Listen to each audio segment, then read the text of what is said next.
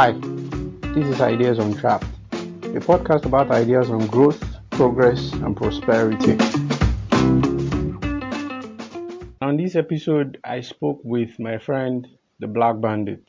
It's a special episode, and we're calling it Ideas Untrapped, Unplugged. We talked about everything from policing in Nigeria to the response to COVID-19, property rights.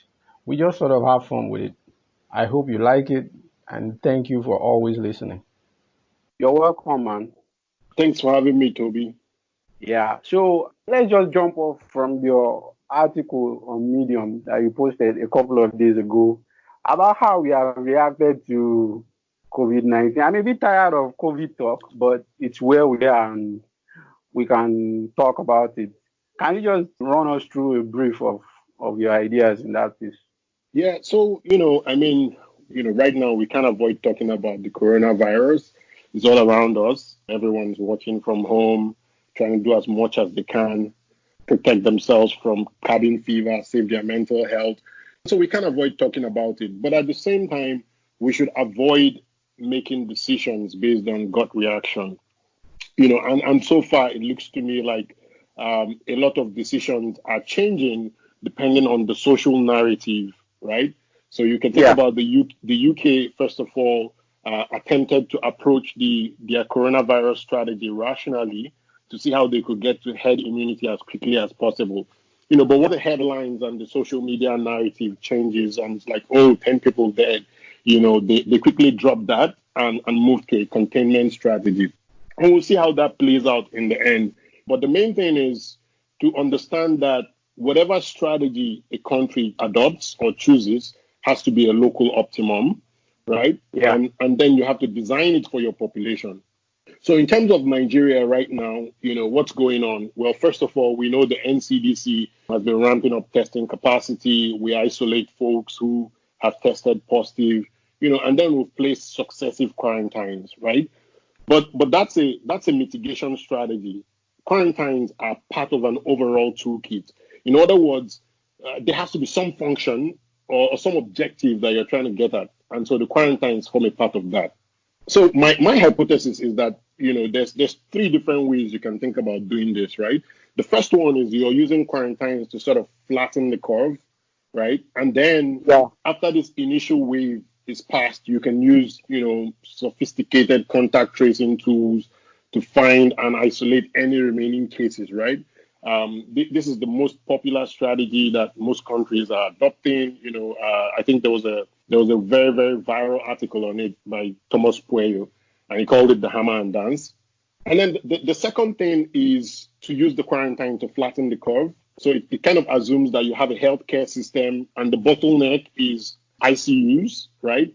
And so if you flatten the curve somewhat so that the throughput of people through the hospital just matches the capacity of the system, then you can ride through this thing, successfully. And then the last one is, just quarantine people until we discover a vaccine or a cure. So it needs to be clear which of these strategies a country is adopting or a social planner is adopting and why, right? Yeah. So it makes sense. Yeah.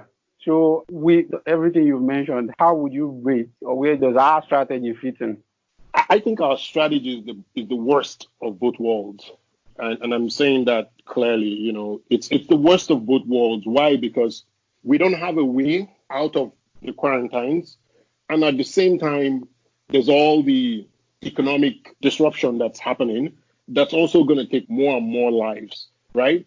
I was listening to the former state epidemiologist in Sweden, the predecessor to the current one. And he said something that struck me as insightful. He said, most countries do not have an exit strategy out of the quarantine. And the reason is that the moment a government takes a measure, such as you roll back one restriction, like maybe schools or something, or bars or restaurants, the deaths are going to spike up, right? Are likely going to spike up. And then what do? You're going to get news press, bad articles saying, you're responsible for killing people. And so they're going to shut it down back. In other words, reopening the economy is some kind of random experiment that is going to cost lives. So who's going to be responsible for that?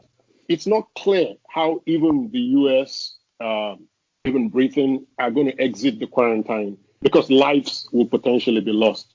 And Yeah. so, it's a tricky thing for Nigeria to then impose this quarantine without thinking about the exit conditions, right? So I guess the real question is this, and this is something that, I took away from Christensen's works, for instance, is when you make a decision, you have to understand what assumptions you're making, right? And then you have to ask yourself, under what conditions am I going to undo this decision or reverse this decision, right? One of the bigger things that governments were thinking about when they were implementing the quarantine was that it had a lot of public support, right? What do you do when that public support changes, right? Which it is. Correct. It's reversing all over the world, right? Both in the US here, at least right now, both on the left and on the right, there are groups who are saying, see, we don't want this anymore, right? There are protests in Virginia and there are protests in California just yesterday saying, let's remove this quarantine for entirely different reasons, right? So that's the first one. You're thinking about public support. If public support changes, do I take this quarantine out? And in Nigeria, it was clear from the very first day that most of the public support was coming from the elites, people who had refrigerators in their house, people who had supply of food in their house, right? People who earn their livings from labor on a monthly basis or from capital or on some other Yeah. basis, but not from those who earn their living on a more short-term basis. So that's the first one, public support. It was a key assumption they were making, and it's clear to me that has changed, and they need to think about how to respond to that. Yeah. Let's talk about institutional incentives here. It kind of seemed like everybody simply followed, well, not everybody, but followed China after Wuhan lockdown. And the WHO played a role in that by openly valorizing the Chinese approach. So, what are the institutional incentives behind how WHO came to be involved in what is fast turning out to be a debacle with far-reaching consequences? Yeah, there's all these things about political influence. You have to look at how organizations get funded, and then even one thing that I've come to realize is more important is that beyond thinking about the organizational incentives, you need to look at the incentives of the leaders of the organization, right? Because Yes. that's where the sort of the principal agent problem comes in, right? And Yeah. so, it's clear that most of our institutions on a global level need remaking, just so that they can more adequately, represent the interests of all the member countries. The WHO clearly dropped the ball on this one, but they're not the only ones who dropped the ball on this. The media as well, with all the narrative. I know I was here in the US, all the news media are saying, oh, it's just the flu, it's just the flu, but that's the wrong approach to take, right? In the middle of January, this was a textbook case of decision making under uncertainty, right? We didn't Yeah. know how bad it could be. We knew it was a virus. We knew that close to 3%, as was reported then, of the infected people died in Wuhan. And we were starting to suspect that there might also be some long term health complications that sort of affected the quality of your life, even if you recovered. Or we were speculating then, right? We didn't have clear evidence of, say, the transmission mechanism and the rate. So it was decision making under uncertainty. And how do you do with that? Well, you kind of ask yourself, what's the worst that could happen, right? What's your lower bound? What's the risk of ruin that I'm dealing with here? And then it could be bad, right? And this is what Taleb calls the precautionary principle. And then if it could be bad at a global scale, then you want to overreact. And so the overreaction should have come in January, right? Yeah. And now we are 3 months down the line in April. We have more information. Not exactly the best quality information. It's noisy information, but we have better information to make better estimates, about most of these parameters that weren't unclear in January. And then we can start to make more informed decisions this time around the risk that we are taking, and if that risk that we are taking is an acceptable risk, right? And different countries could choose to do different things, right? Sweden has decided that it's an acceptable risk, and we'll see how this plays out in the end.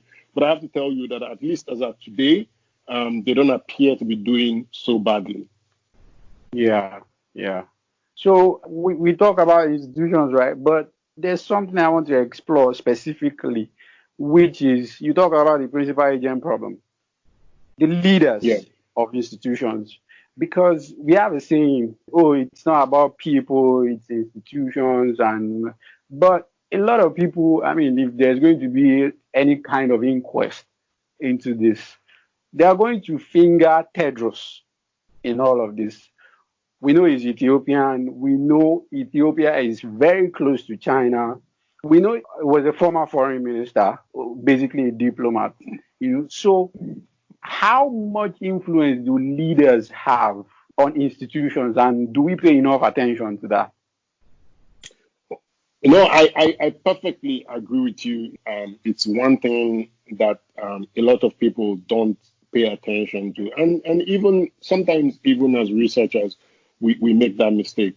So I think there's a saying that this guy Double F on Twitter likes to post, which is something about an institution being a lengthy shadow of one man, right, which is the leader. In other words, sort of the tone at the top, the cultural leadership shapes the way the institution will respond, right? And so it's easy to say the WHO, but you have to understand that it's not the organization itself as much as the leader at the top and the tone they set. And this is not just the WHO, right? I think, was it sometime last year, the IMF, was it the IMF or the World Bank that had to let go of their chief economist, right? Yeah, For publishing, a paper that basically showed that most of the aid that was going to yeah, Africa was just some kind of conduit and ending yeah, up back in Switzerland, right? yeah, And so I think I read that paper. If I recall, it was they used some exogenous shock to show that there were spikes in Swiss accounts of government officials following transfers to African countries for aid. And so that was an unpopular message and an unpopular piece of research, and the bank declined to publish it. And so she had to go, even though she was a distinguished researcher, right? yeah, From Princeton. So clearly, it's the tone at the top that tries to dictate the message that the institution is trying to project. So as at early February, the institution's message was, don't blame China, right? yeah, Let's not disrupt stuff, right? yeah. Unfortunately You for were them policing now, language. correct, correct. And unfortunately for them, it's come back to bite them. I recall that I think it was on February the 4th that Tedros made an announcement saying, and that was after the US stopped direct flights to China, saying that countries should not cut off trade or flights to China. And then, we're like, are you crazy? Yeah, What's the business of the WHO to opine on trade, right? Your objective function is to make sure that information on this pandemic is circulated across countries and countries are better prepared to deal with it when it gets to their doors, right? yeah.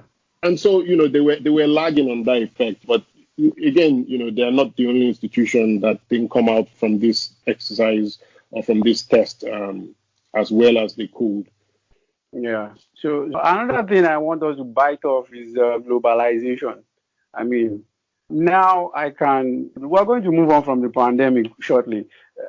I can sit in my house in uh, Agege, Lagos, or Cape Town, South Africa, and read Balaji Srinivasan's tweets from Silicon Valley, and I start yelling, oh, exponential curve, you have to lock down, you have to do this, you have to do that. What role has globalization and particularly social media played in all of this?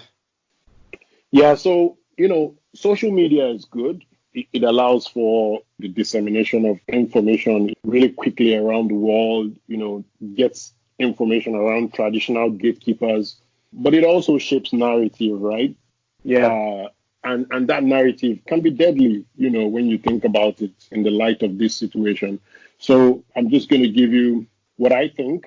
And I think this is also something that you can arrive at if you look at the literature and also think about it from first principles. And this is something that you might have also heard a little bit, so it's not like I'm saying anything new, right? But what's the role of the government in this, in something like this? Let's say take the role of the Nigerian government. And you can sort of summarize it as saying that the government is trying to deal with a couple of externalities, right? The first one is the healthcare overwhelm externality, which is just a byproduct of the pandemic, right? And then the second one is what we can call the infection externality, right?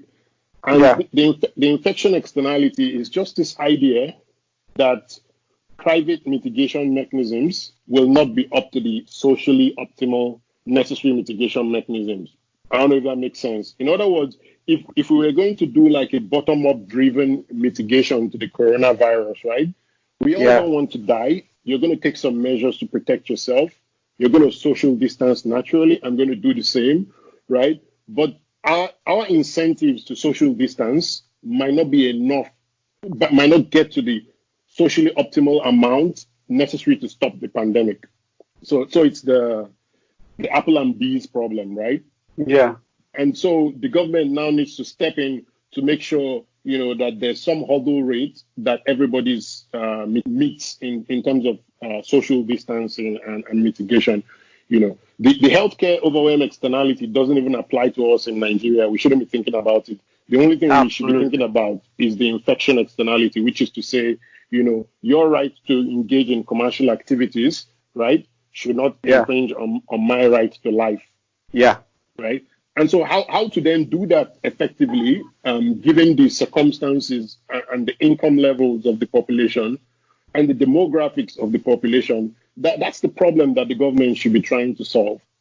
You see what I mean? Yeah.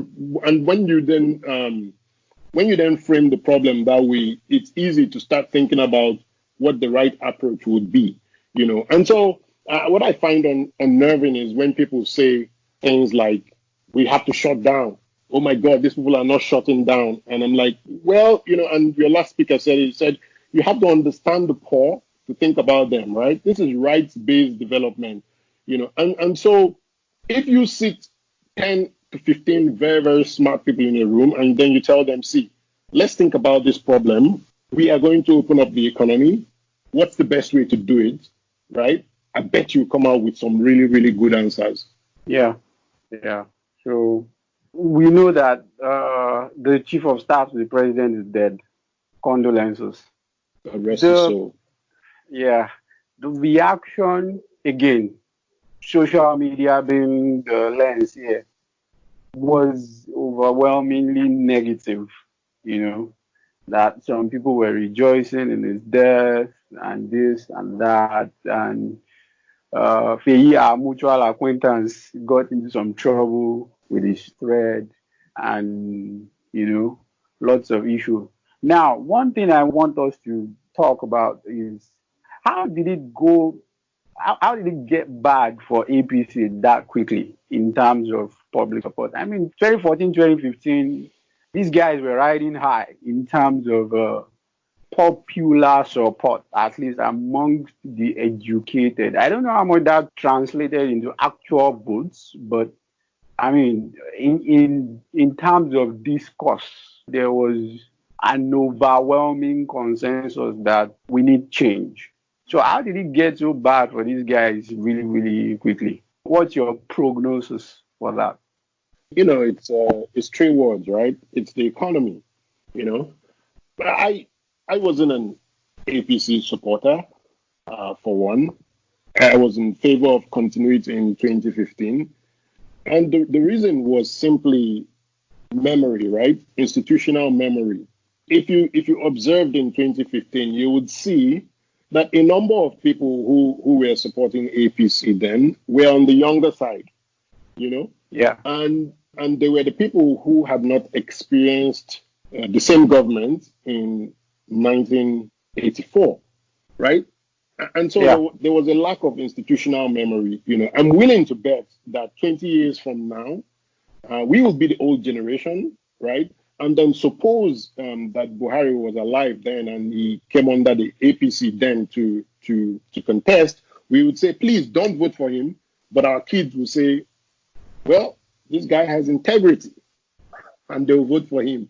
And so that was exactly what happened. But the most important thing is this: a lot of the promises that the APC came into power with did not translate into real actions that would improve outcomes for people. And so it's just like a full reversal of trends.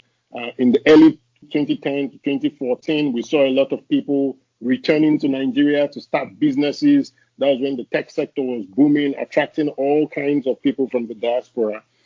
And, we see the reverse between 2016 and today.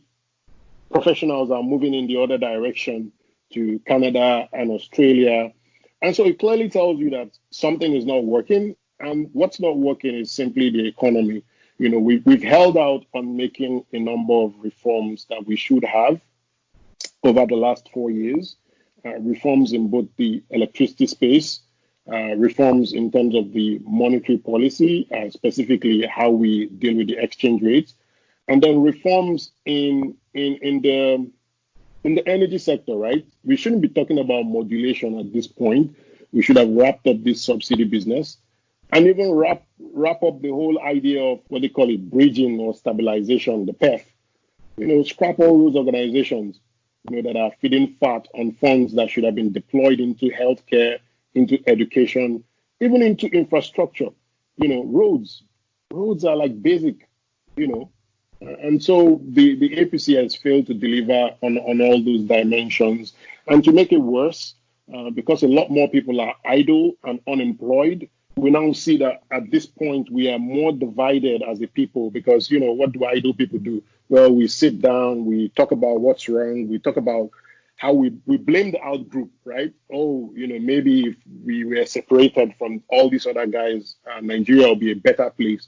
All those things, as far as I'm concerned, derive from the fact that the economy is not working. If everybody is busy, if everybody has a job, if everybody can provide for their families, we'll spend more time at home watching the TV than worrying about what tribe is better than what tribe and all that kind of nonsense.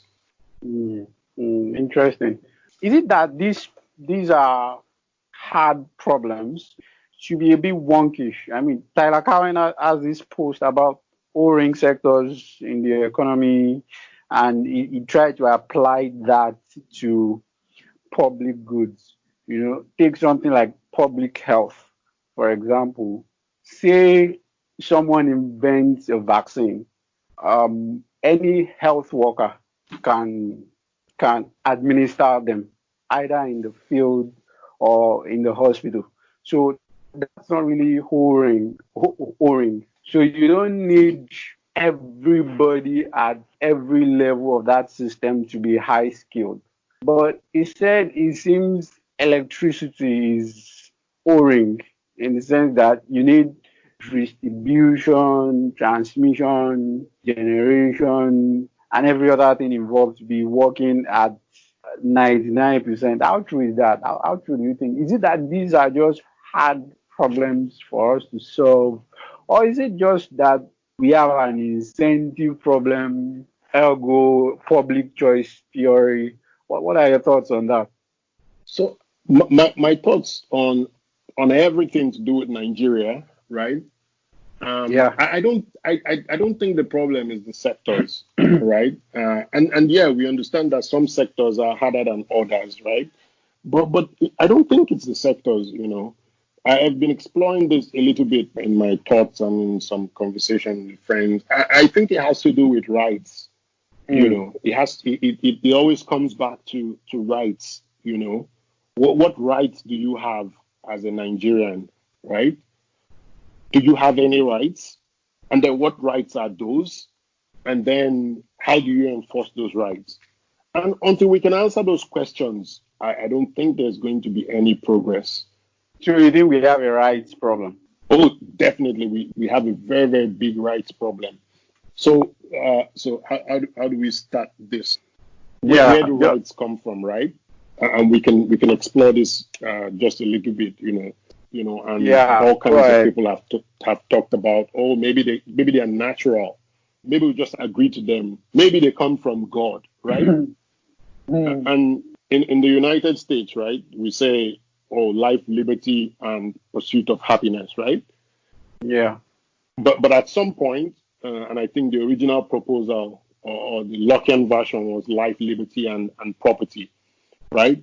And yeah, it's a similar thing that Hume kind of makes, right? We can have rights on sort of three dimensions, right? And they are sort of inalienable ones, right? The ones that we can't even see it, even if we wanted to, like personality. But then every other one, and the assumption is that government exists because we want to give these rights to somebody who can enforce them on behalf of the poor and the disadvantaged in the society, right?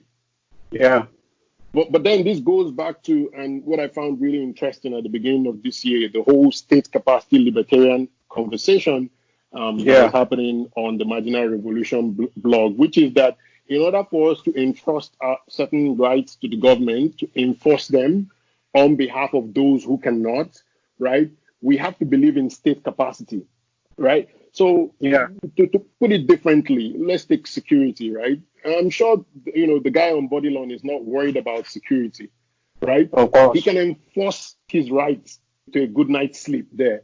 But it's not the same for the guys in Surulere, as we can see in the middle of this whole shutdown, right?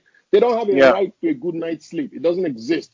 They've given that right to the state to enforce on their behalf, but the state does not have the capacity to enforce those rights. And it's the same thing that happens in property. Do you own your land? I don't think you do. Why? Because if I'm way richer than you, I can come there and kick you out. And what are you going to do? mm, Right? And so some people call this right wing idea, the idea of the Second Amendment, and there's a more fundamental idea to say the Second Amendment in the US. And that idea is that you don't have any rights if you cannot protect those rights. If you cannot mm, defend those rights, it doesn't exist. So I'll give you a very funny example. When I was a child, I once woke up in the middle of the night to some noise, and it was my dad. He had jumped out of bed, pulled out his sword from the wardrobe, and apparently he was chasing some thieves. The thieves oh, got into our compound over the fence to steal from my mom's poultry. Because this was in those days when the middle class always had some side hustle. My mom was a poultry, and thieves then didn't used to come with guns. They just had like torchlights and some stuff to like break open the poultry door in a bag, right? And he chased them, and they dropped this bag and ran off. But then, like, fast forward to maybe 14 years later, I go out of the house into the back of the yard, and I see this boy under our cashew tree, right, plucking the ripe cashew fruits in my compound. How did he get here?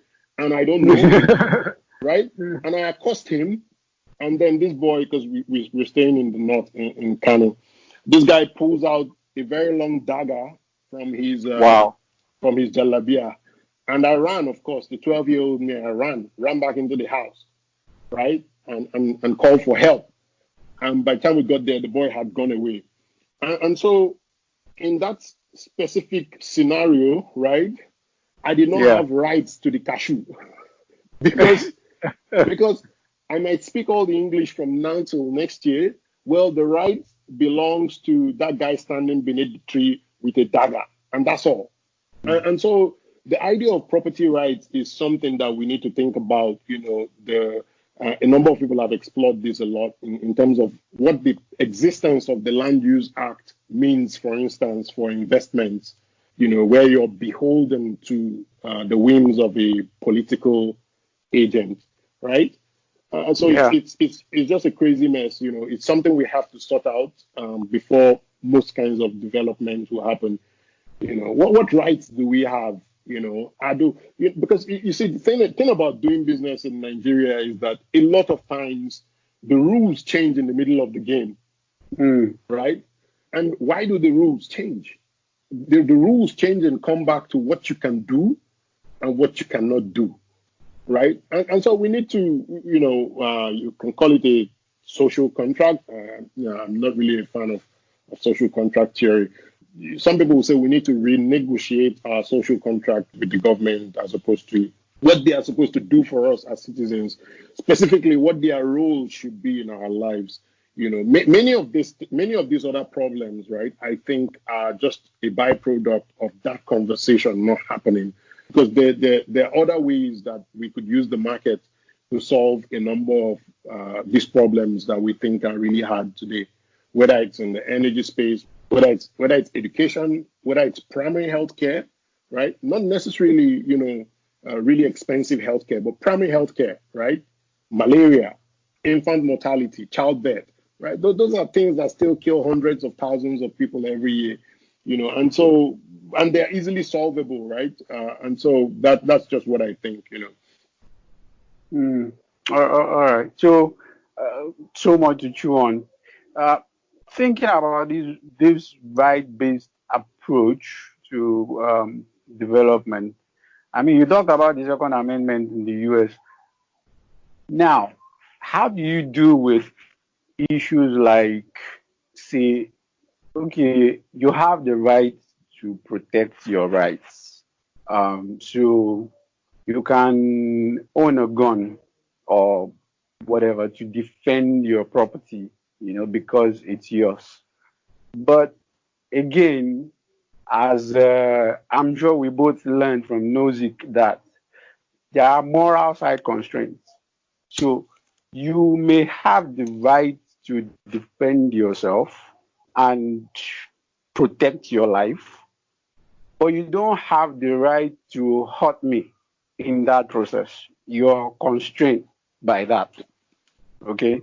So, but how do you deal with the crazies where, an area boy can accost you and cut you simply because they can get a cutlass and there's no social order, or some deranged idiot bought a gun and shoot up a school, for example, killing innocent people in the process, and all the other things that comes with people expressing or maybe over expressing their rights, maybe out of misunderstanding or ignorance, basically. How do you think about that? Okay, so the interesting thing is, first of all, the right to defend your rights. That sounds somehow, right? Doesn't it? The right to defend your rights. And the reason why that sounds, funny is because you don't have any rights if you cannot defend them. You see what I mean, right? You don't have a right. For any single right that you look at today, and you think that that's a fundamental human right, best believe that we can point to somewhere in the world where that right does not exist fundamentally. Whether it's the right for women to drive their cars, whether it's the right for you to have 2 children, which didn't used to be the case, or even the right to homeschool your kids. That's a right that's under debate right now, at least in a couple of states that I know of here in the US. So in other words, rights don't just drop from heaven. I think that true rights are the rights that can be defended. Now, the second part, as you observe, is, of course, Locke's theory of rights, which is, of course, life, liberty, right? But he also emphasizes that your liberty cannot affect another's life, right? That's an externality. So let's take it back to this idea of say, gun rights, right? First of all, it's an unpopular position. Why is it unpopular? Because you don't have a true counterfactual, right? The guy who passed the laws to put seatbelts in cars, he'll never know how many lives he saved, right? Because there's no true counterfactual to it. But we can always complain about, the cops pulling you over for not having your seatbelt on. And so it's the same thing with gun rights. It has no true counterfactual, so you can never see the benefits or even estimate them. But I want us to look at the problem from the fundamentals. And you see that there's an asymmetry between good people and bad people, right? Yeah. If you pass laws to prevent people from defending themselves by owning guns, then in other words, the people who will break that law are those who would have broken it anyway. I don't know if that makes sense. And I can expand on that. In other words, look at the pre and post, right? If I was a Yeah. thief and there were gun laws, I would have guns, right? And if I Yeah. was a thief and there were no gun laws, I would also have guns because, it's my tool that I use in my job, in my day job, right? But now the difference is that where there are gun rights, I'm careful about going to rob somebody because I know that when I go to rob the person, he can defend his rights to his property.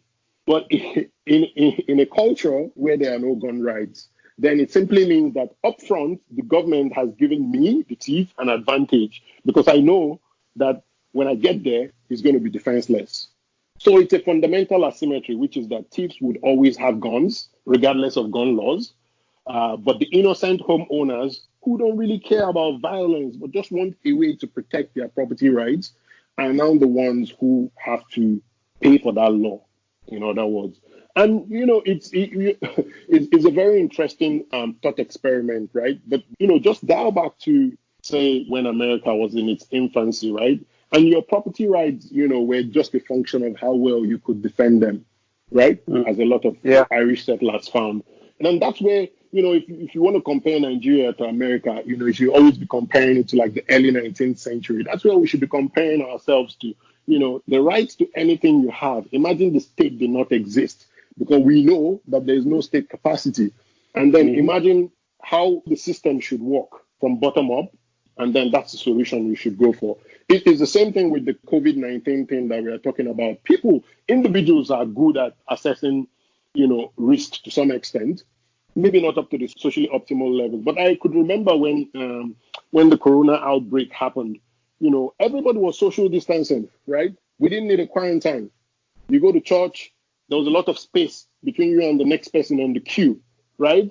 You go to communion, and they drop the Holy Communion into your palm. They stop giving it to you in the mouth, right? And we took all those measures then from the bottom up, right? I was looking at the open table data here. And, even before the stay-at-home measures were announced, restaurants, from the day the first case was identified, restaurant foot traffic declined by about 60%. So people are good at assessing risk. The stay-at-home orders only accounted for the remaining 40%. So it's the same way that I say, trust people to the best decision for their circumstances because they have a lot more information about it than you. So that's what I think. Even if you pass some kind of law tomorrow saying, everyone, you can protect yourselves, you can easily afford to get your gun, just pass a background check, get registered. There will still be a number of people who won't, right? Because maybe they don't have anything that's worth defending, right? No property, no family. But there are some people who will, and that will change the dynamics properly. So I'll give you another example with LoJack's in Boston, right? And another case of, again, we don't think about things system-wide with externalities sometimes. So and it was a very good experiment. So if you think about car thieves, right?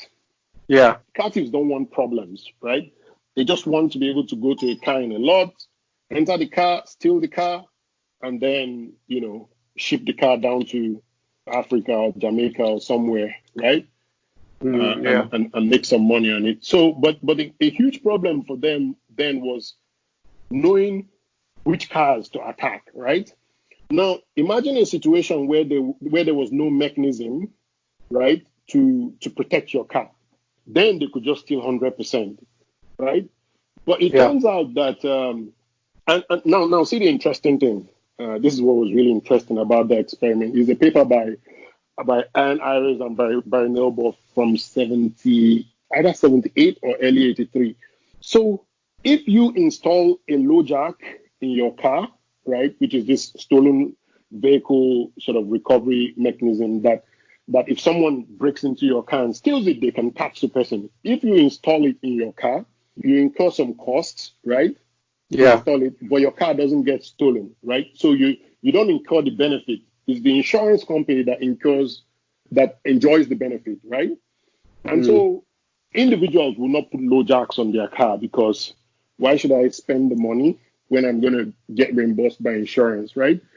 But the worst one now was that the insurance companies were not willing to give customers the funds to put this low jack in their cars because there were like four main insurers in the Boston Metro. And so if my customers insure their cars, guess what? Theft rate is going to go down for everybody, right? But I'm the only one incurring the cost. Does that make sense? If one insurer, let's assume that they were, each of them was responsible for 25% of the cars. If one insurer mandated and subsidized the cost of low jacks for people that purchased insurance from it, the benefit will accrue to all insurers because when you go to steal a car, there's a 1 in 4 chance that you're going to encounter a car with low jack. And so the insurers had this problem about socializing the benefits and incurring the cost as well. And so it took the regulation that the state passed in that time, which created like a shock to basically mandate the installation of these systems with insurance. And then, they found that car thefts dropped by about 40%. So it's a problem, sometimes. And you can imagine the same thing with gun rights, right? If me as a thief know that there's a 1 in 2 chance or 1 in 4 chance that the person whose house I'm going to rob might have a weapon, it will most likely deter me. So we might actually see crime rates go down as opposed to up. Obviously, we can learn from other countries that, where people are allowed to protect themselves and put some kind of mechanisms in place, like, maybe background checks to make it more difficult for the bad guys to obtain these weapons, But for me, I'm definitely on the side of enforcing my own rights where there's no state capacity. Yeah, that's interesting. But again, on this rights-based approach, I mean, we are speaking in the development context here. How much are rights individualized if you still need the state to either recognize them or enforce them, or in some cases validate them? Okay, so, and this is my problem with libertarianism and all kinds of deontological approach, right? Social interaction is a bit of a negotiation. So I mean, you and I, we meet, we interact, maybe on the street. If you slap me, I have a choice to retaliate or go my way or find some other way to hurt you or get even, But there's a local bully problem to that, which is if you are more powerful than I am, then basically there's nothing I can do. So you need, and again, I want to square this with North and Wallace on the importance of the control of violence first in a society before you can even speak about rights in any structured manner, So how much does our emphasis on rights matter if we still need the state basically to either validate or, I mean, if you get a gun and I get a gun, for all we might be differently skilled at using it.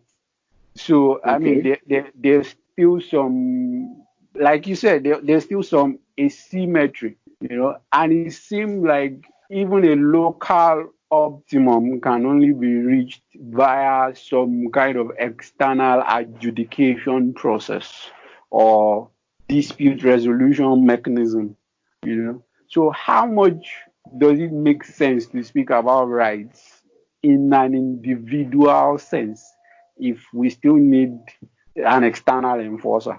So yeah, what do you think? So we can't do without it. It's a conversation that we always have to come back to, right? Which is we have to first of all have the rights, right? And how do we have them, right?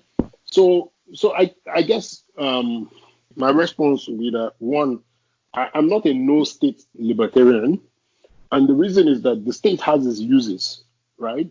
But we must be clear as to what the failure is and why we need the state in that space, right?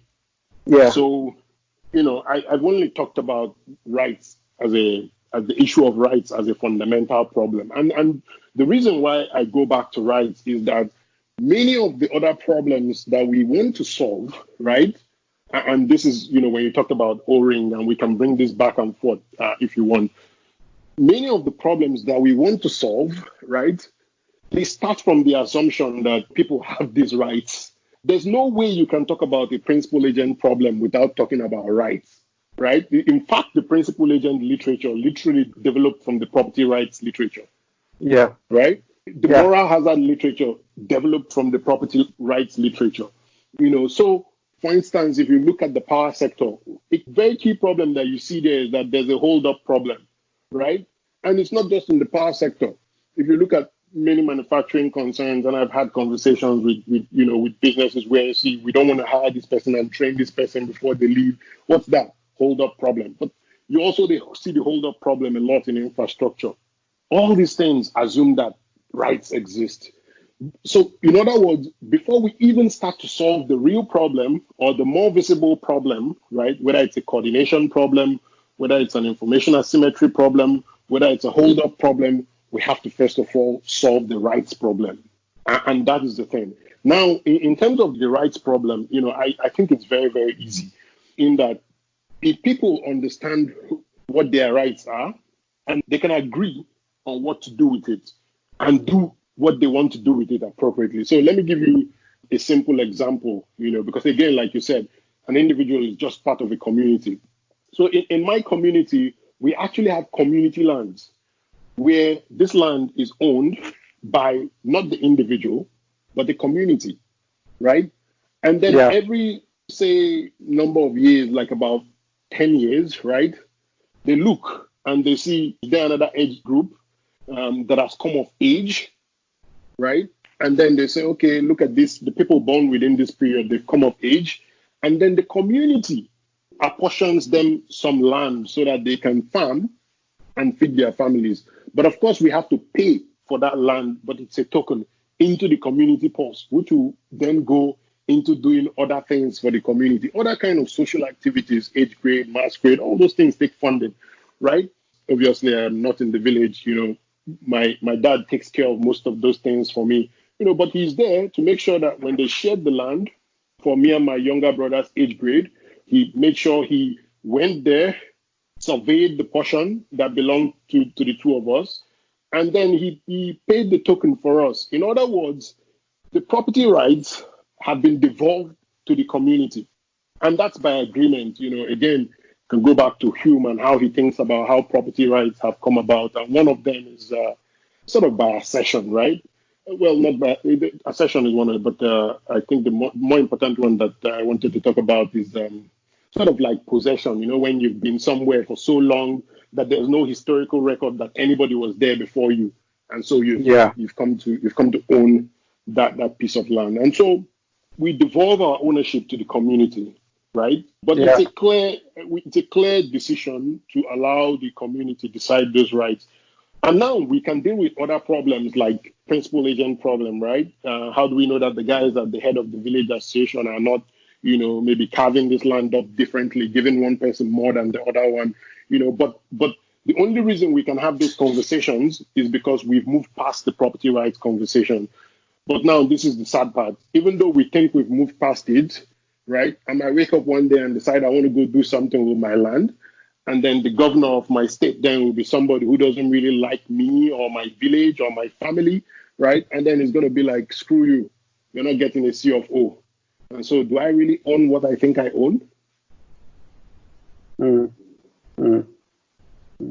That's interesting. Yeah, so it's a sad thing, but like I said, there's no way that a conversation on any kind of problem solving can move forward without dealing with the rights problem. Now, whenever people move forward, they're making some assumptions about where those rights lie, right? And those assumptions might need to be tested or might not.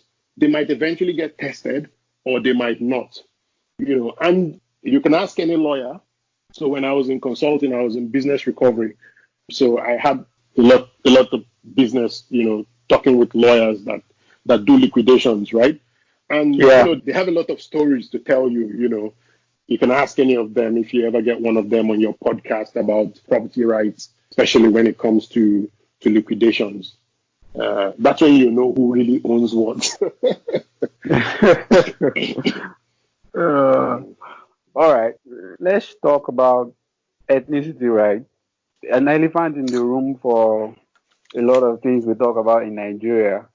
There's been a lot of chatter on Twitter, though I don't know. I don't think that's representative of the public sentiments, at least not necessarily. But it seems to be a big issue. How much is ethnic complexity, so to speak?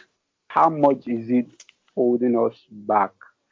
So there was this interesting paper by Ashraf and Gallo, I'm sure you're aware, where they tried to look at what's the optimal ethnic mix for development, and their result was that too much heterogeneity is bad, too much homogeneity is also bad, and there is some kind of optimal mix. They took a lot of flack for the paper. I don't buy the criticism. I don't think good structural work should die at the table of statistical rigor, but that's my view. So how much does ethnicity matter? I mean, I can give you two kinds of answers. yeah. One is what I personally believe, and the other one is more like the academic answer. All right. And for in the States, I know there's been a ton of work about diversity, right, or the benefits Yeah. of diversity because they approach the same thing, but sort of like the big picture is that it's not really the ethnic diversity that matters as much as the diversity of ideas, right? So you want more heterogeneity in the ideas or in the viewpoint or in the approach. But the more practical matters, because I've not looked at diversity in the context of the developmental econ literature. But in that context, right, my naive hypothesis would just be that people of the same ethnicity and tribe can come to a consensus much faster. And so in that case, you would definitely see that a more ethnic mix can slow down progress. And that'd be my naive take on it. And yeah, I don't know what that implies for Nigeria. Well, I think I know what it implies for Nigeria. We don't have to get consensus from every region, or nothing will happen. That's just the truth. And so that leads to conversations about the structure of governance and whether we should devolve more power to the regions. Because, it's, let's put it this way, that the prognosis is not good with larger heterogeneity, at least based on my priors. That's interesting. I don't know. We seem to place a lot of faith in regional governance, and I'm not really sure how much that still holds up. I don't know. I'm not. Maybe in the First Republic, but I don't. I don't know. I don't know Oh because. no, it should. It should. Oh, It you should. think? I do think so. I believe so. Very strongly. Um, Oh. yeah. Oh, okay. It's sort of like in one of Nassim Taleb's books. I can't remember now if it's anti-fragile. He looks at the Switzerland model, right? And he Yeah. compares it to portfolio theory. In other words, you can have more variation in the constituents, right? But then when you aggregate, all that volatility cancels out. And so he sort of speculates that that's why Switzerland is as stable as it is. And a haven for all the crazy people, dictators, and their funds, right? Mm. Yeah. Mm. So, so the big idea, behind his thinking there is that You want to have the volatility at the constituent level, and then the portfolio in aggregate is stable, right? That's why we index.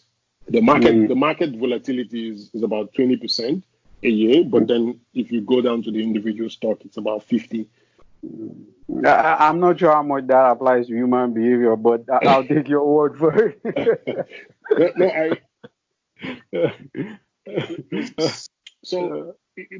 But it's I think the first thing you can think about though is like what's a nation, right? Yeah. And you can see, like different definitions of a nation. But typically, one thing that's not missing in a definition of a nation is strong bonds of identity, right? An imagined community.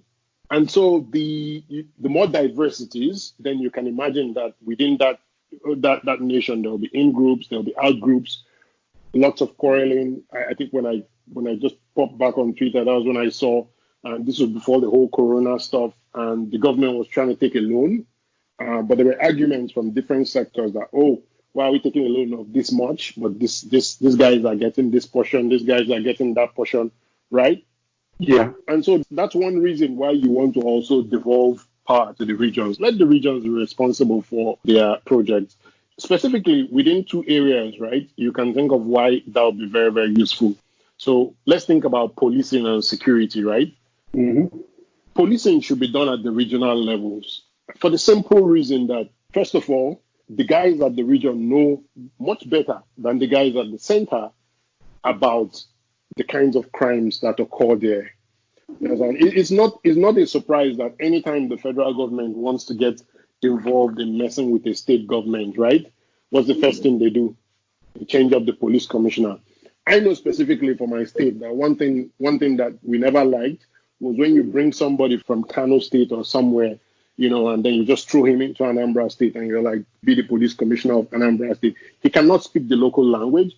He has to start building a network afresh to kind of understand what the intelligence system is there. And then you always have accusations of bias, right? Because he doesn't live within the community, right? But if you had a police infrastructure that was fully local, right? The police guys live in the community. They drink at the same bars. They understand the intelligence network, right? We would most likely see better policing outcomes. In fact, I think that one of the main reasons why we see things like the police beating people, right? Beating people up, asking for bribes, is because they are not from those communities. You think so? And 110% sure. Now you can maybe do this thought exercise, right? A policeman in my village, from my village, his mother knows my mother. They go to the same market, and then he's going to stop me on the road and threaten me with a gun if I don't give me 100 naira. And you see how wonky that thought experiment is. It doesn't match, right? He's part of the community. His parents have to attend the village meeting. He has to attend the village meeting. His kids have to attend the village school, right? And so he has every incentive to be on the part of the village. And so that's the point. When we pluck people and transplant them to different regions, saying, we don't want any bias, we're sort of creating a kind of different incentive. We say. I think there's this thing we used to say that you don't poop where you eat, you don't shit where you eat. And that's exactly what's happening. Police officers get to go and shit where they don't eat because they will go back home and be nice with their family. So that's one. The second one is, I think that for accountability, you need to devolve power to the regions, right? So you can think of this whether from the side of what's on the exclusive list in the Constitution and say, how much of this could we move down to the state level, right? And the idea is, again, the same idea that if your governor cannot give you the excuse that he's waiting on Abuja, right, then he's more accountable. My village to the government house in Oka is about 15 minutes by bus, right? It's very easy for the market women to just, go there in their wrappers, naked themselves in front of the government house until he answers them, right? That's very correct. And they do it a lot. When they want answers. Market women are like a very, very formidable political force, But the issue is this: if it's an item that's not on the list of what a state can constitutionally do, then unfortunately they are not going to get their answer even if they sleep outside the government house for 3 days. They won't, right? And so that's a problem in itself, right? It's the same thing with security. When you go and you meet a governor and you say, oh my God, they're robbing us. Oh, we are dying. Do something. And what does the governor tell you? I'm afraid, even though I'm the chief security officer in name, but I'm not in effect. And so there's nothing I can do. The state commissioner of police reports to Abuja. So at least from the policing and the accountability standpoint, I think it's very important. In Skin in the Game, Taleb actually mentions that. He says something about morality. Morality does not scale, right? Because as it goes up, you start to order, me against my brother, my family against your family, our clan against the other clan, my state. So morality does not scale, in other words. There are some people we cannot steal from, right? But we will steal from the order. And I think, even though there was a paper that it's actually written by a Nigerian academic, it was Eke, something Eke. It's a 1979 paper where he talks about how corruption works. Is part of it is that something like political appointees are able to create two domains in their mind. There's what they call the public domain and the private domain. And the idea is that you wouldn't steal from the private domain, but you steal from the public domain, because guess what? Public money is everybody's money, but private money is our money. You understand? Yeah. So there's some logic to devolving powers. I know again, a lot of people have said, you cannot give state governors the power because, if you give them the power, they're going to turn into local warlords and stuff. And I think that's valid. I think that they have some arguments based on the antecedents, right? But what they're assuming, in effect, because it's a relative judgment, is that this is better than that. You see what I mean? So it's not I'm not making an absolute judgment. I'm making a relative judgment. And I'm saying that, no, that will be better than this, right? Okay. As much as possible, we want to devolve the structure. At the state level, don't take somebody from Anambra North, for instance, to go and be overseeing security in Anambra South.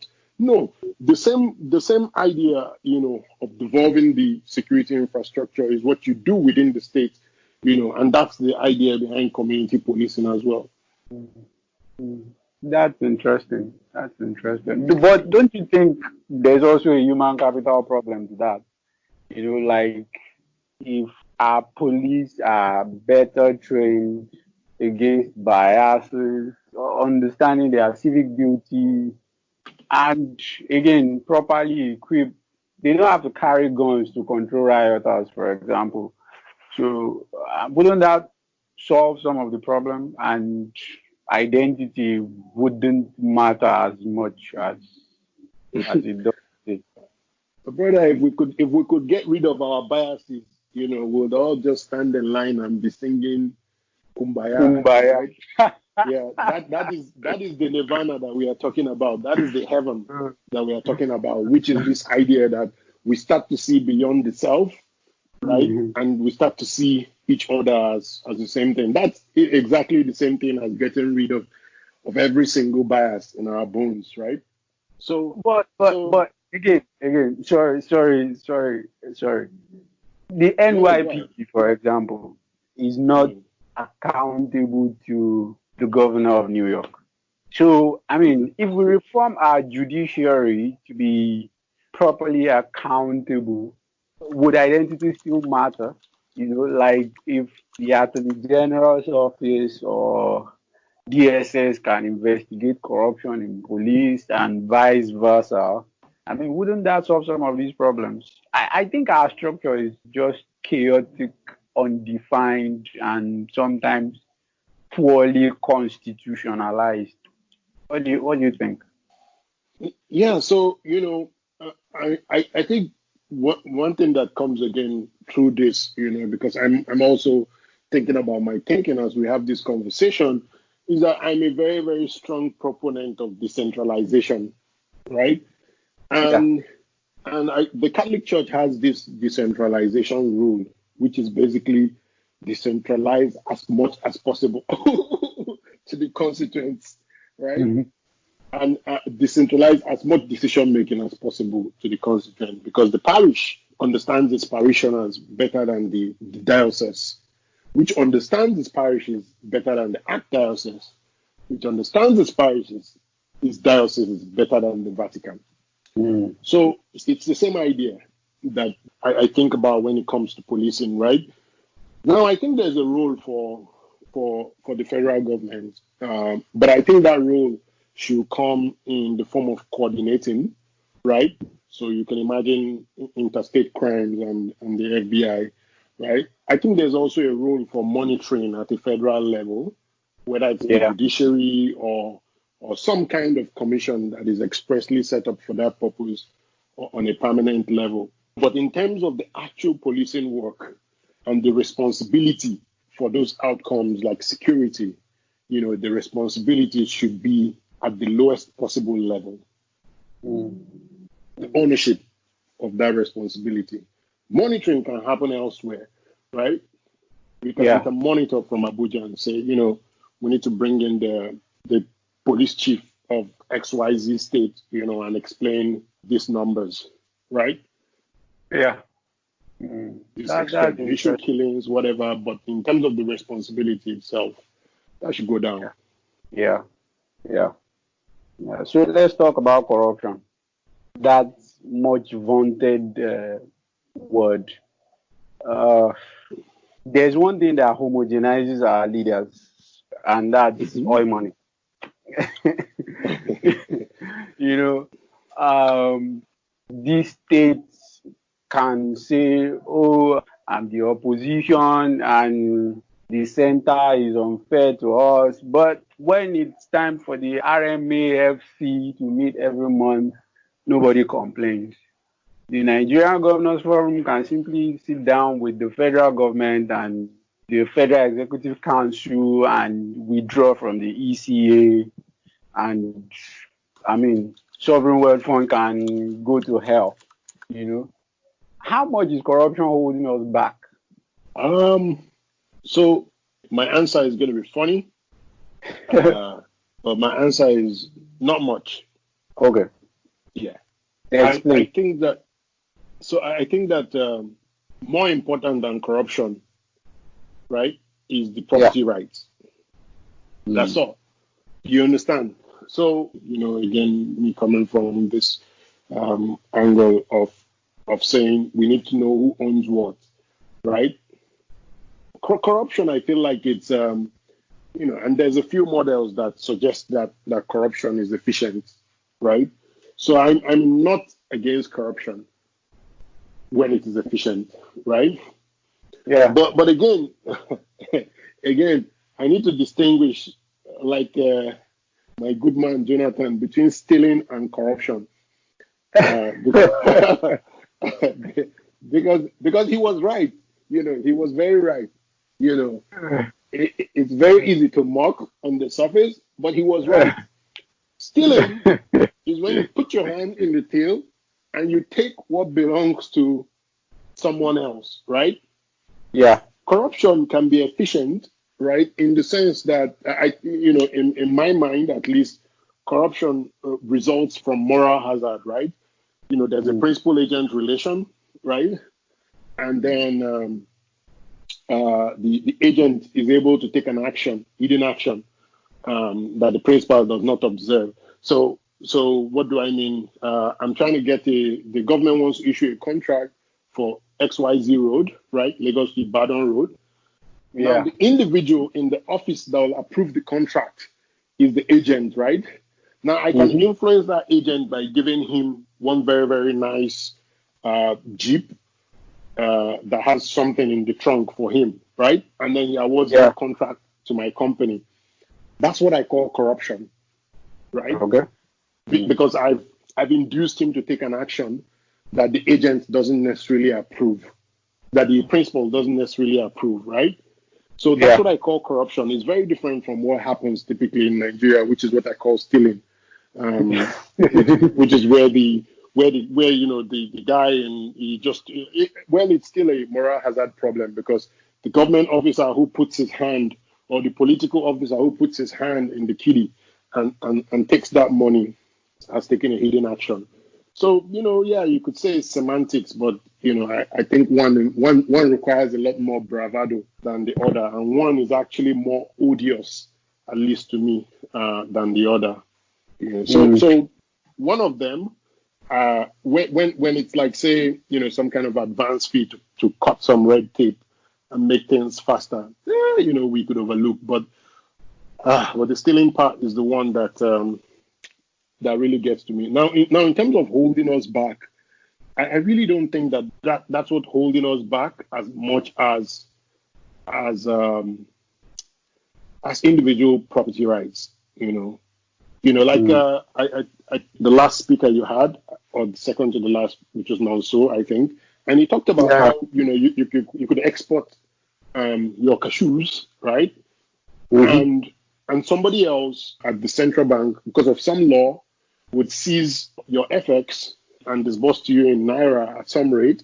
And so, in other words, he's taken over your property and done with it what he wills, right? And to me, that's a bigger problem than even the stealing. And even the stealing, right, is still tied to property rights because where does the oil money come from, right? It comes from somebody's property. And, the state has appropriated that property with its monopoly on violence. Yeah, and those absolutely. negotiations didn't happen. Or at least let's see them happen, right? That's the whole idea behind the petroleum sector reform. Let those negotiations happen properly. Let these individuals transfer those rights to the government. Let them decide what they want to do with their money, right?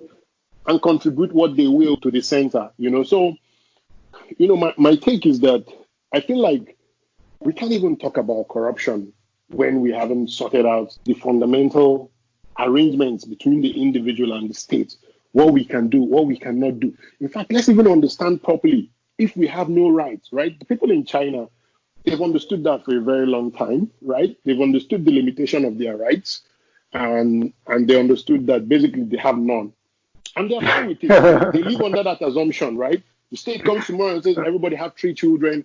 Best believe that we start working towards having 3 children, right? The state comes and says, we're moving back to 1 child. We do the same. The state says no cars. Don't come out. No. We understand that. But I think the problem with Nigeria is that we are unclear what our relationship to the state is. And so we think of the state really like a thief observing us. Is he making progress? And then they rob us. I think that's the relationship between us and the state. We feel like we have property rights, but somebody is observing us to see if we can, and that creates a hold-up problem because, automatically it's very difficult to think of a mechanism that can sustain certain levels of investment. Yeah. So in other words, what kind of, and this is something that I've been thinking about with a friend, how do we solve that hold-up problem with the government? And it's an open question that somebody needs to figure out. Different people try different approaches. Like I tell people, if you're starting a business in a sector that's potentially exposed, of course, there's no way you can do it without having maybe 1 or 2 really powerful government figures on your board and all that kind of thing. But again, that just goes to show that you're hedging. I mean, it's interesting you talk about China.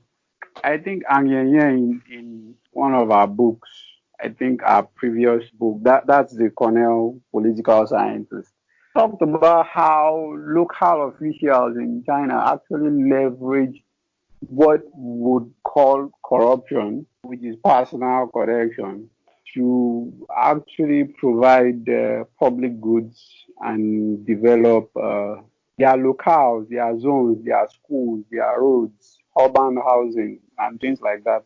So, yeah, I think maybe, what do you think of the resource cost? Yeah. The resource cost? Yeah. it is real, right? But Yeah. But I think how it influences you is really an open question. You can think of it like an interaction of resources and your culture. Mm.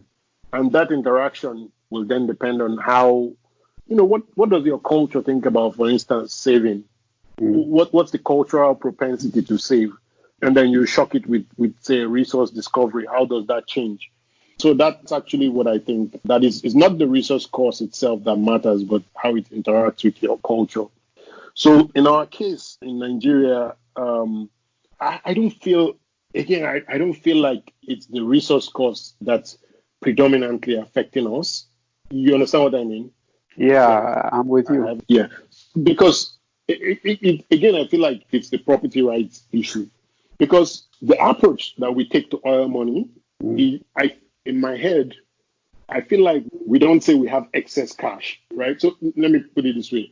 I think about resource cost like a shock to my income, right? Let's say I win the lottery tomorrow, right? And then I decide Mhm. that I'm going to go to Vegas, right? And just blow it away. Now that's resource cost. But this one is different. This one is different in the sense that I don't think of it like my income. Now it's stupid. I may be personalizing it, but now, Mm. in the Nigerian situation, I don't think of it like my income. I think of it like nobody's income, and that's why you hear us discuss things like oil money. You understand? So it's nobody's income. So solving the property problem makes us understand that it's somebody's income, right? And then Mm. we can then figure out if we'll have a resource cost or not. But first of all, it has to be somebody's income. And I think the way we think about the oil income now is very depersonalized. It doesn't belong to anybody. It just exists, and so we just share it.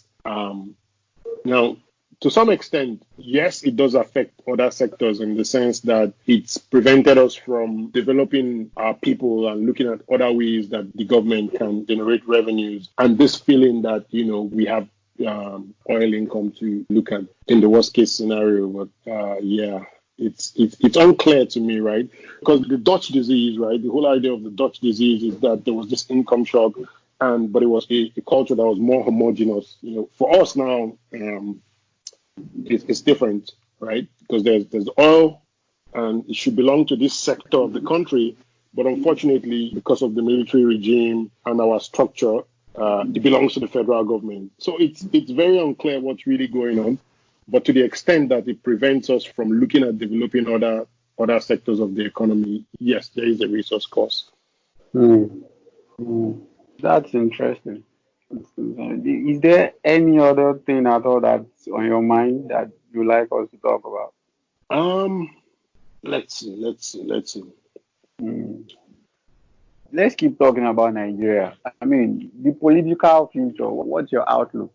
What is the most optimistic scenario and the pessimistic scenario?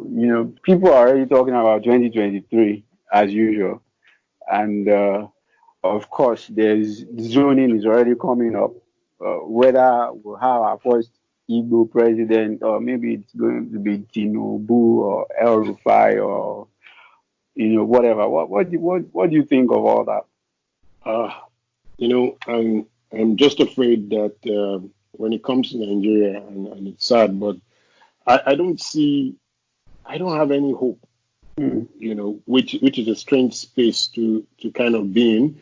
But the simple reason is that I look up to the mountain, and from whence will our help come? And it's not clear to me, right? It's Whether not it's clear to going to me. come from the Lord. Yeah, whether it's going to come from the Lord. Now, see, I think so. There are a lot of things that need to happen, right? I think that we can't even have any conversation about our rights until power is devolved to the regions. Now, initially, I was kind of hoping that this coronavirus episode will sort of lead to that. I mean, we can start to see some of that splintering. Here in the states are recognizing that they are supremo, right? And that it's a union of states. And Mm. the same thing it looked like was going to happen in Nigeria when the president dawdled on making an address, and so different state governors had to come out and assert, um, you know, their supremeness over their domain. And I really love that, even though I did not agree with some of it, right? Like, one state just waking up and quarantining without thinking about it. But I love them exercising their power independent of the federal government, because that's how we get to devolve, right? The states need to test their independence muscle from the federal government. Now, whether that will still happen is not clear to me, and it's very, very doubtful. But we will see a lot of activity, not good type of activity with where the oil prices look, but hopefully we should be able to see, some key reforms at least in the next year or two, because, the government is broke, oil prices are below 20, a lot of production is going to hopefully shorten as we wait it out. And that should force us to start opening up stuff, right? Because if you want to ramp up tax revenues, well, you need to have production-friendly policies at least, right? And people can't pay taxes if they don't make money. Exactly. And if you have to rely on taxes for the money, even if you want to steal it, but if you have to rely on taxes, then you have to implement sort of production-friendly policies. The alternative is to expropriate what exists, but right now, not much exists, so there's nothing really to steal. But really, something I've observed, and I don't know if this is true or not, about Nigeria is that, I don't know, it seems like we can't really solve that incentive problem, at least at the public level, until there is absolutely zero left. In the kitty, right? Yeah, because it feels like however low oil prices get, they can just do cuts and trims around the edges, close your eyes, cross your fingers, and hope it goes back up. And then we'll be back to business as usual in, I don't know, a couple of years. I mean, who knows? There can also be another external shock. Maybe America decides to start bombing in the Middle East and oil prices shoot up, And then, suddenly it's 1973 all over again. So it doesn't really feel to me like the incentive especially at the federal government, will really change. However indebted the country may be anyway, however shitty our public finance may be, until there is absolute zero coming in.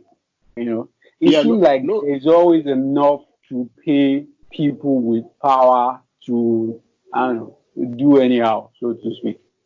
Yeah, no, I think you are absolutely correct in that, we are incorrigible in that respect, We just feel like, it's temporary. We'll borrow until we can make our way out of this. Oh, it's temporary.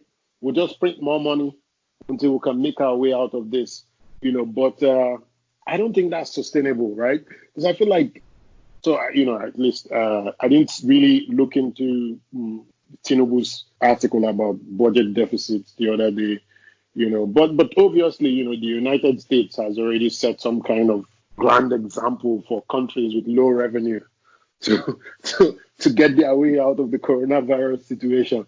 Just print 2 trillion and everybody will be fine. So how crazy is that, by the way? Well, I'm waiting for my check. So, so I really can't complain. I really can't complain because I'm waiting for my check.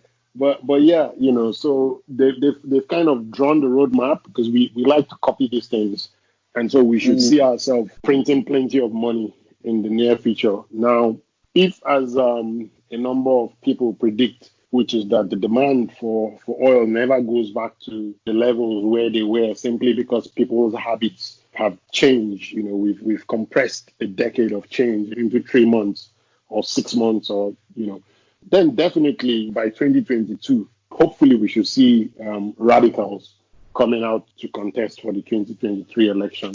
I hope we see intelligent radicals and not more populism. Oh, what are the odds? Yes, have you been following Jared Jones? His research. Oh, okay. Jared Jones. Yeah. 10% less democracy, right? Yeah, but did you read Hive Minds? I read a synopsis of Hive Minds. Yeah, Oh yeah, so his big thesis was that national IQ matters a lot more for development, wealth, and national wealth, basically, a lot more than say your individual IQ. And we know our national IQ in Nigeria and even Africa is low. So if we talk about intelligent radicals, I'm always like, what are the odds? You know, yeah, if you just randomly pick out of the population, what are the odds that we'll get that intelligent radical who understands all the nuances and not a yeah, socialist ideologue, you know? yeah, yeah. No, no. I looked at some of the plots from his book. And it tells a convincing story, but for me, I don't buy it. Just for the simple reason that again, but then this is a personal bias All right. of mine against IQ studies. Okay. Yeah, I feel like they don't predict so much, at least in terms of.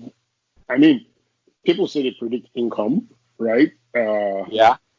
But I'm a bit skeptical about the magnitude of the effects, at least, and yeah. Well, So well, I don't know. We can be suspicious of large effect sizes. I don't know because there's a lot of interaction with these things. And correct, people are not just correct, born and then it's a straight curve to wherever it is they want to get to in life. But correct.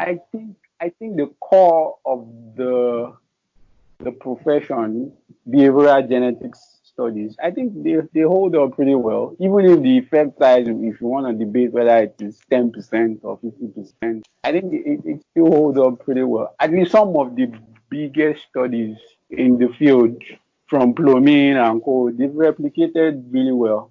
Yeah. Yeah. Um, So I know the them. strange I thing is know this, right? Heckman and co have their critics, but Correct, sorry, correct. come again. No, no, no, no. See, I I agree with you in some ways. So in actuality, this quarter now I'm looking at more behavioral research for some reasons. But when it comes to the IQ studies, I feel like there's some mixed findings in there. I can't remember who wrote the one last year and controlled for socioeconomic status of the family, and effects dropped out. But in terms of like, for me, I feel like the big O research, um, so the personality research, the big five personality research, to me actually feels stronger than IQ. But again, that's my. I had some priors, and so encountering some papers in this domain, I feel like the strength of the results was not enough to like update my priors and update my posterior in the other direction. I think Yeah. personality matters a lot, right? You can look at all the studies about the weird countries, right? And Mm-hmm. see how the big five affect their outcomes, the whole openness, conscientiousness, neuroticism. I find those results very, very convincing because I know that conscientiousness matters, at least for outcomes, and so to the extent that those things are correlated with IQ, then, you know, maybe, maybe, Yeah. Yeah. you know, Yeah. yeah, I just, Yeah. my naive read is that someone's measure of quantitative and verbal knowledge when they were much younger, should not be too strong a predictor as much as their personality. So I feel like we are getting two different things from these two different sides. Maybe when they reconcile those studies, But the larger point stands that if at random in the population we cannot get someone intelligent and conscientious, then we're fucked, right? It's the interesting thing is C.S. Lewis says something like that. He says, see, I'm not the only one. Dawkins. They say, see, when you want to select a leader, select them for integrity, select them for their diligence, right? And there's two other characteristics that he mentioned. And he said the reason is this, all those things they tell you before they go in, are not going to work exactly that way. So you need to choose somebody who can tell you the truth and say, man, all those things I was telling you I was going to do, I've gone inside and it doesn't look like that can happen. Let's imagine Donald Trump was a very honorable man of the kind that C.S. Lewis was describing. He say, I'm going to drain the swamp and everything. And then he comes out, he's going to tell you guys, man, that swamp that I thought they existed here, that deep state, is not really that way. This is what it is, and this is what I'm going to do about it. So that ability to tell the truth and change course and execute on it is actually more important, at least in his vocabulary, or in his thinking, than the intelligence, so to speak. What's your read on culture? How much does it matter? I mean, them Joel Mokir, the drama Klosky and co. What's your take on that project?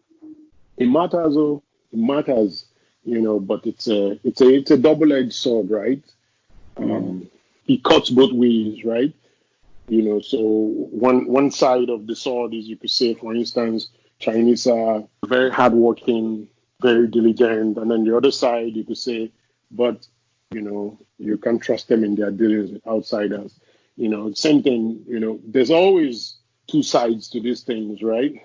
But it's my read of it is it's very strong, and the effects are very strong, and you just have to, at least for policymakers, when they're designing policies, they have to work within the culture that they find themselves.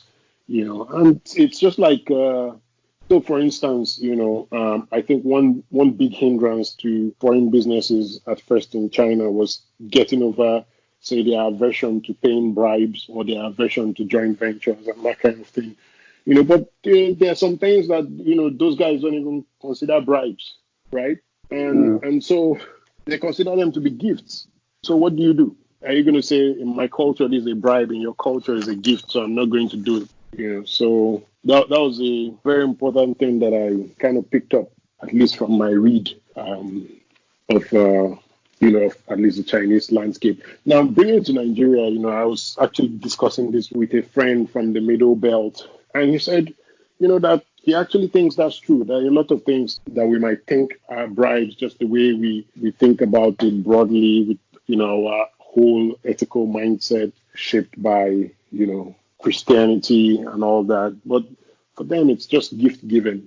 So it's you have to work within the constraints of the culture you find yourself. The culture you find yourself, and we see that actually a lot.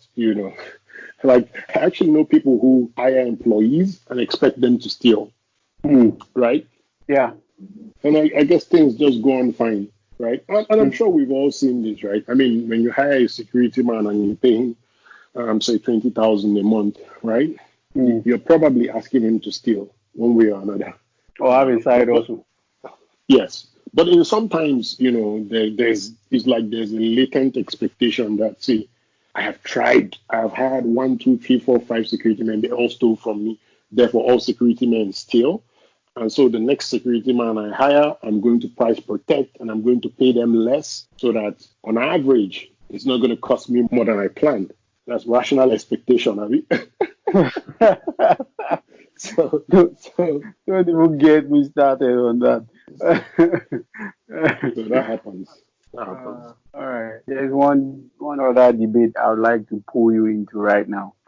This whole empirical revolution, so-called empirical revolution in econ, that has now basically taken over the development subfield. What's your take on that? I mean, Duflo and Banerjee won the Nobel with Kramer, of course. It's a big endorsement for that particular research program. I'm not a fan, honestly. I agree with Pritchett. Of RCTs? Yeah, I'm not really a fan. But what's your take? Well, for me, I just believe in horses for courses, right? And this guy's paper has a nice example of that, right? Not paper, but Slate Star Codex has a recent blog post that has a nice example of that, which is the BMJ paper on on parachutes, right? There's no evidence that, at least from an RCT trial, that parachutes are effective. And so because obviously there's nobody willing to volunteer for that experiment. But more importantly, I think, is what's the question you're trying to answer, right? So, besides RCT in the developmental space, even in the empirical space, that's the archival empirical space, there's more push to causality, all kinds of looking for proper identification, which is very, very difficult, in the real world, right? Mm-hmm. And more of a push to test other effects. But I think it pushes us in the right direction of making stronger causal claims, right? But at the same time, we shouldn't miss the forest for the trees, So this is what I think, right? And I might have a couple of tweets where I'm snacky about it, but I think recently we're not doing as much science as scientism, right? And so, in the Hayekian sense. Yeah, experts all over the place, and that's wrong, And so we ignore evidence because it's not passed through an RCT. We ignore evidence because it's not passed through, some gold standard of instrumental model with proper identification, right? And I don't think that's correct, And I'm not even talking about p-values or significance levels. I'm even talking about, let's even start with about the design itself. Observational studies are valid as far as I'm concerned. They could tell us something really, really, really, really useful, right? If I observe somebody eats the same thing every day and then he dies, guess what? That's a question, right? And I think there are a lot of studies that involve poison, most likely to be observational, because you will not get the other side for an RCT. So there'll be pushback, right? Because what usually happens is, I think these things happen in cycles, right? And once in a while, the editors at most journals feel like standards are becoming loose, right?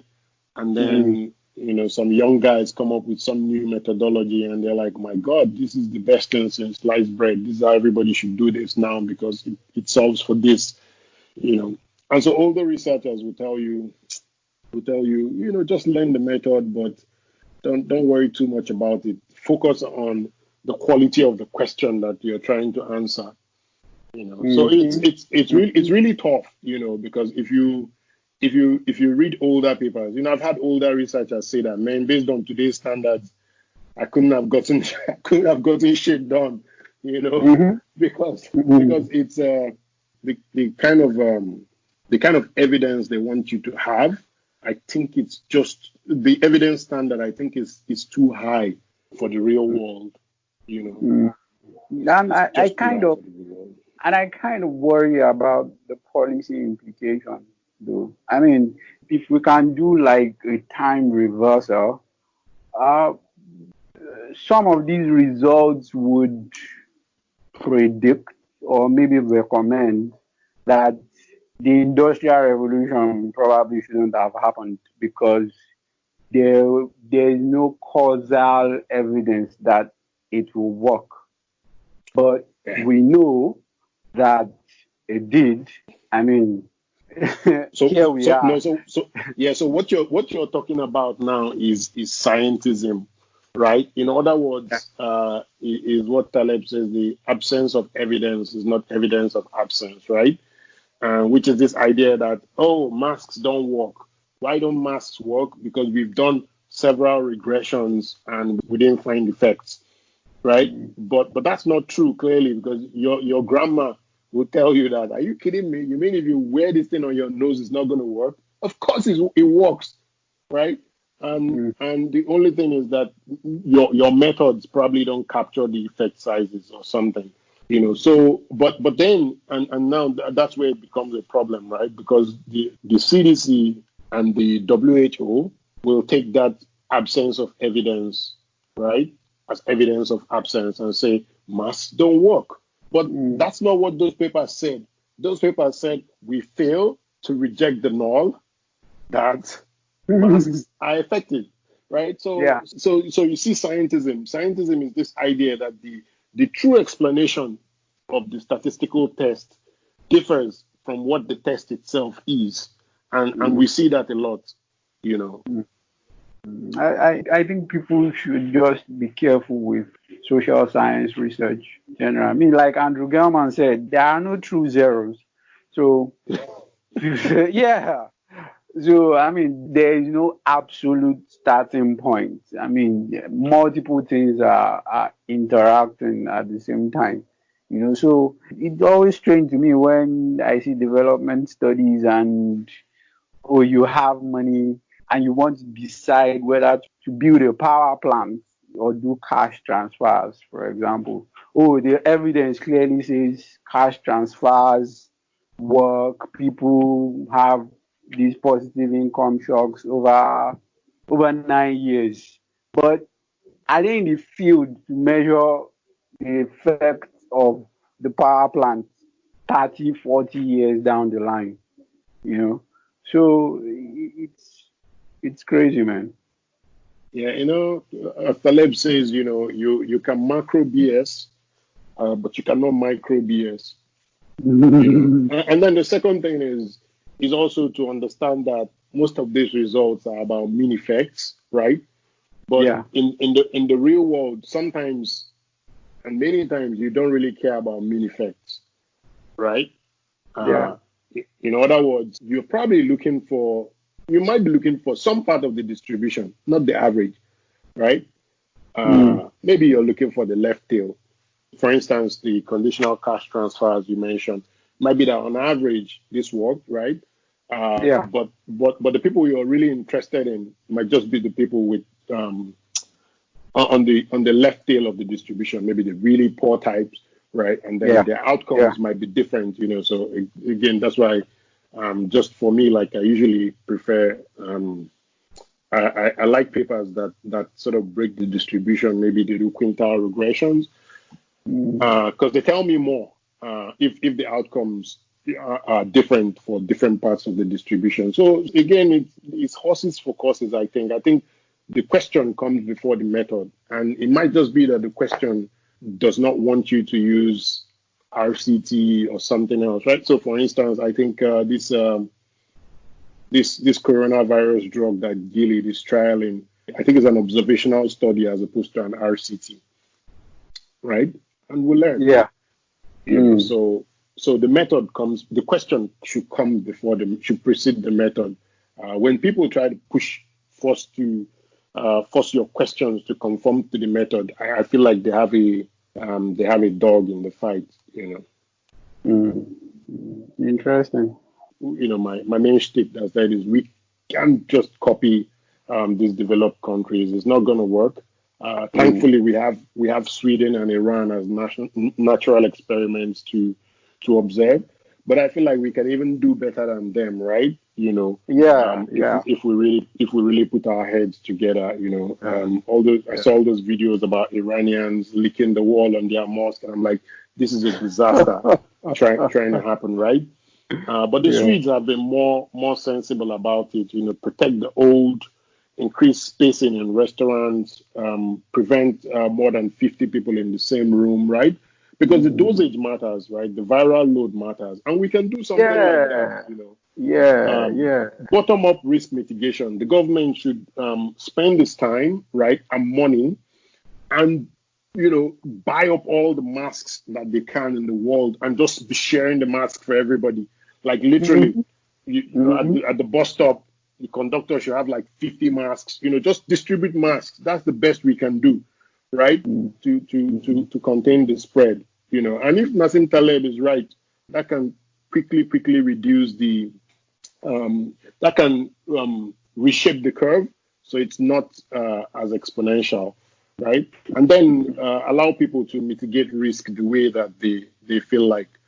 Different companies will have different measures. The market woman might decide she wants to go twice a week as opposed to every day, right? And but the impact on the economy and lives, I think, is just too huge for Nigeria to think about locking down until somebody somewhere discovers a vaccine or a cure. It just won't work.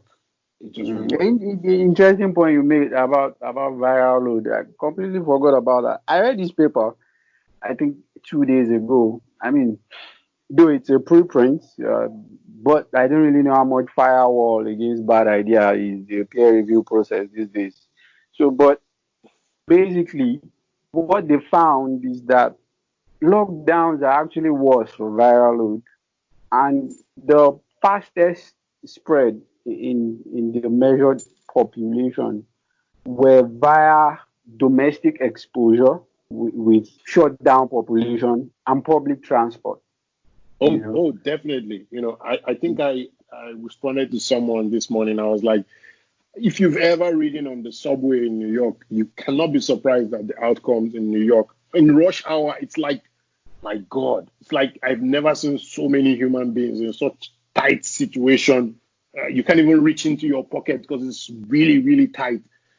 So I was absolutely not surprised at the infections and deaths in New York. So it's like the viral load. It's just, I mean, it's common sense, but at the same time, if you dig into the research, the research on like hormesis, which is this idea that Taleb wrote about in Anti-Fragile, where you talk about how you get some exposure, right? Like a vaccine to the agent, so that your immune system can develop its response. So the viral load is key. And if everybody's wearing masks, that just means that even if it hits you, because I feel like most of the people that we see that are symptomatic, are just people who got a lower viral load for some reason or the other, and so their immune systems kick in and do the needful, So, but people are absolutely dying today in Nigeria. And it's then a trade-off for them between sure death by hunger or a possible death from the coronavirus. I also think that we are not really pushing the envelope, if I can use that phrase.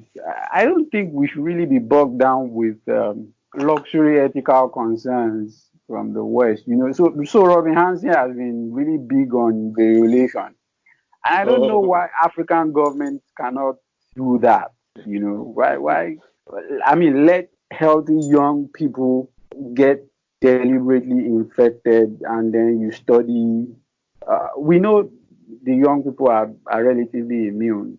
I don't know, at least within the margins of error, that's true. So, I mean, we can do all kinds of things. We don't have to go by any templates. Yeah. No, I mean, so I guess the only challenge with variolation is just this idea that, for sure, some people are self-selecting into death. But I think that there's, we are lucky, all the data I've seen on death, it's the older population that gets really hit, 70 plus. We are a young population, and so we can afford to get through this with minimal disruptions to people's lives. People were already suffering, right? We have 100+ million people that are on $1 a day. And, what this is just going to do is just going to kill some people, Yeah. And so it's tough. It's tough. Yeah. So. And I think we should also really push for universal testing at some point. Yeah. So, you know what? For me, I'm not so worried about testing, right? And this is it's a strange thing, but I think the testing is useless. I think WHO said something, no relations between death and testing, and that makes sense. But this is what I think about testing. Yeah. So sometime in February, I felt like I had the flu. This was mid-February, and I was worried as if I had the coronavirus. Yeah, and I checked everything, checked my insurer, and they couldn't tell me where to get the test. And so the question I asked myself, that night when I was meditating was, if I had the coronavirus, what would be different, right? And so that's the question. What will be different if you know you have the coronavirus? If you have the coronavirus, the only difference is that you should isolate, right? And so what that means is that for the population, if you feel like you are ill, you should remain at home and not impose an externality on others. But if you feel like you're fine, then you should go about. In other words, I don't see what information universal testing will bring into changing your decision. I don't know if that makes sense. Yeah, but what about the asymptomatics, though? I Okay, mean, so I mean that what the data is saying is that 90% or close to 90% of the infected population can actually be asymptomatic for a while. so that's exactly my point, right? Let's say you roll out universal testing, right? So long as we're not talking about serology, right? That's after the Yeah, fact, right? If yeah, we're the talking about antibody testing test. for the Yeah, COVID, right? yeah, Then I don't see how much we gain from testing at one point in time. So I think there's a small Italian village and they had to do tests at 2 points in time. You see the thing, right? yeah. I Because did. if you test me for COVID now, right, and I don't show it, it could be that I've had it. Yeah. You see the point, right? Mm, And so there's no way to tell from a negative if it's a pre or post. mm, So which is why people are hoping for tests to detect antibodies after the fact. So mm. for me, I feel like it doesn't add much information to your decision making, even if you test the entire population tomorrow. But what do you think of Roma's plan, though? I mean, his own approach is just isolate the sick or tell them to isolate. I mean, so if you have any kind of symptom, don't even, we're not going to bother testing you. We are going to presume Exactly. that you have it. Exactly You my know? point. That is exactly what we should be doing. That is but 100% let my idea. The but moment let's I felt test everybody else repeatedly. exactly the moment I felt sick, I isolated at home and I called a couple of people that I had met with the previous week and I told them, see, I'm not feeling too great. It might be the flu or it might be that I have COVID. I'm unable to get tested, so I don't know for a fact. But if you start to feel ill, just remember this conversation. And that's what I told them. None of them fell ill, so it's very unlikely that I had the coronavirus. So I think there's a couple of states, I think Alabama was one, where you know how they did the test? Because at that point, enough testing kits were not available. So they would actually mix the samples from 5 people, right, and do a single test on that sample, right? And then if it turns out a positive, they're just going to tell them that 5 of you, inside 5 of you, some of you have coronavirus, so all of you assume you have it. You see the point, right? So you Yeah. could use one kit for 5 people, which was Mm, really clever, mm, right? yeah. And what that told me instinctively was that, see, by selecting to test, you should isolate. Mm, You see what I mean, right? Anybody who yeah. selects to test should isolate because automatically their prior is that they have it already. Anyone who meets the testing criteria, so to speak, should just My own is isolate. the moment you feel like I want to test for coronavirus, just isolate because it then becomes you either have it or you don't. But whatever is pushing you to want to do the test is a selection problem. You see, and I think that was the problem with the serology test that they just did in California, which is that there's a selection problem in the people who chose to be tested for the antibodies. They are most likely people who felt like they had the coronavirus, but what you really want is a random sample. So in other words, I don't think testing is going to add that much information to at least to the Nigerian space. Like, okay, you test, then what? We say you're positive or negative. Okay, then we do what? We isolate you in the isolation center, or you could be isolated at home the moment you just felt like you were sick without exposing anybody else, right? So what the government should really spend its time on now is like seriously on pushing out information. This is here, this is here, everybody, this is bad, maintain social distancing, no clubs open, no large weddings, massive spacing in restaurants and churches, not even And 6 mask. feet, 10 feet, right? And then share the masks for free. Free, like free, no cost. Everybody should have it for free. You know, if you have to buy up a contract with a Chinese factory or 2 or 10 to get that out there, everybody have the mask for free. You know, because the alternative is that we've locked ourselves down for nothing, and we will have to open this economy when the insecurity forces our hand. You know, so that's just my 10 cents on that. Yeah, yeah. One final thing before I let you go.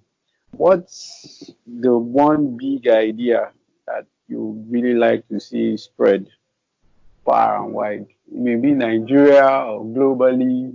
I mean, what's your answer on that? I think it'd be the second thing I told you.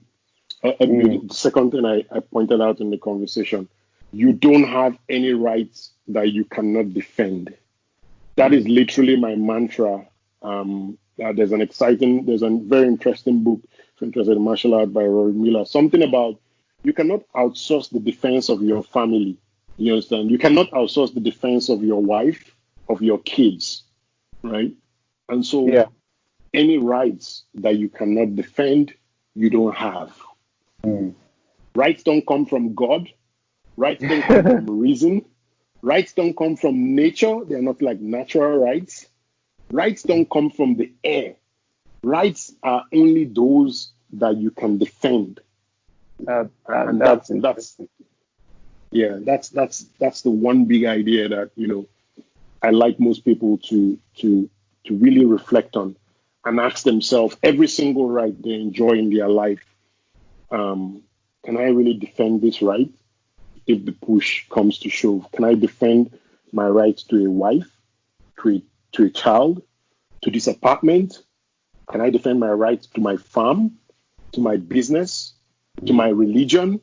And then if the answer is no, you need to start thinking about who can help you, who is responsible for defending those rights for you. That's very interesting. Thanks a lot. Thank you so much. I have had incredible fun having this conversation. Thank you so much for having me, Toby. I really, really enjoyed this conversation. You can subscribe to the podcast and newsletter on untrapped.substack.com. Untrapped.substack.com. Thank you. Until next time.